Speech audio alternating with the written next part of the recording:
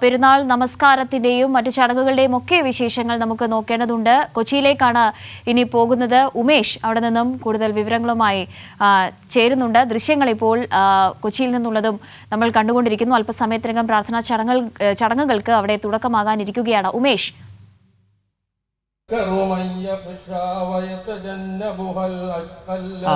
Kavya, good morning. ഇപ്പോൾ ചെറിയ പെരുന്നാൾ ദിനത്തിൻ്റെ ഭാഗമായ പ്രാർത്ഥനാ ചടങ്ങുകൾക്ക് കൊച്ചിയിലും തുടക്കമായിരിക്കുകയാണ്. ഞാൻ നിൽക്കുന്നത് കലൂരിലെ ഈദ്ഗാഹിന് മുമ്പിലാണ്.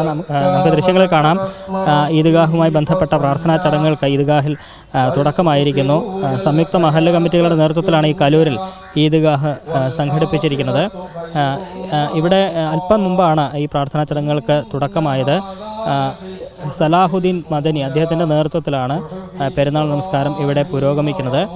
ഈ കലൂരിലെ ഈദ്ഗാഹ് കൂടാതെ മറ്റ് ഈദ്ഗാഹുകളിലും വിവിധ സമയങ്ങളായി പ്രാർത്ഥനാ ചടങ്ങുകൾ നടക്കുന്നുണ്ട്. ഈ കലൂരിലെ പ്രധാന ഈദ്ഗാഹിന് പുറമെ മറൈൻ ഡ്രൈവിലും ഈദ്ഗാഹ് സംഘടിപ്പിച്ചിട്ടുണ്ട്. ഗ്രേറ്റർ കൊച്ചി ഈദ്ഗാഹ് കമ്മിറ്റിയാണ് മറൈൻ ഡ്രൈവിലെ ഈദ്ഗാഹിൻ്റെ സംഘാടകർ. അവിടെ അല്പസമയത്തിനകം ഈദ് നമസ്കാരത്തിന് മൗലവി ബഷീർ മുഹിയുദ്ദീൻ അവിടെ നേതൃത്വം നൽകും. ഇതുകൂടാതെ എറണാകുളം സെൻട്രൽ ജുമാ മസ്ജിദ് അവിടെ 8 മണിക്കാണ് പ്രാർത്ഥനാ ചടങ്ങുകൾ ആരംഭിക്കുക. അവിടെ മുഹമ്മദ് അർഷദ് ബദരിയാണ് നേതൃത്വം നൽകുക. തൃക്കാക്കര മുനിസിപ്പൽ സ്റ്റേഡിയത്തിലും ഈദ്ഗാഹ് സംഘടിപ്പിച്ചിട്ടുണ്ട്. അവിടെ ഷറഫുദ്ദീൻ സലഫിയുടെ നേതൃത്വത്തിൽ പ്രാർത്ഥനാ ചടങ്ങുകൾ നടക്കുകയാണ്. ഒപ്പം കലൂർ ജുമാ മസ്ജിദ്, കലൂരിലെ തൊട്ടപ്പുറത്തുള്ള പള്ളിയാണ് കലൂർ ജുമാ മസ്ജിദ്. അവിടെ 8 മണിക്ക് പ്രാർത്ഥനാ ചടങ്ങുകൾ തുടങ്ങും. സലാഹുദ്ദീൻ ബുഖാരിയാണ് അവിടെ നേതൃത്വം നൽകുന്നത്. കലൂരിൽ തന്നെ ഹൈവേ ജുമാ മസ്ജിദിൽ അബ്ദുൽ സമദ് ഫൈസിയുടെ നേതൃത്വത്തിൽ 8 മണിക്ക് ചടങ്ങുകൾ തുടങ്ങും.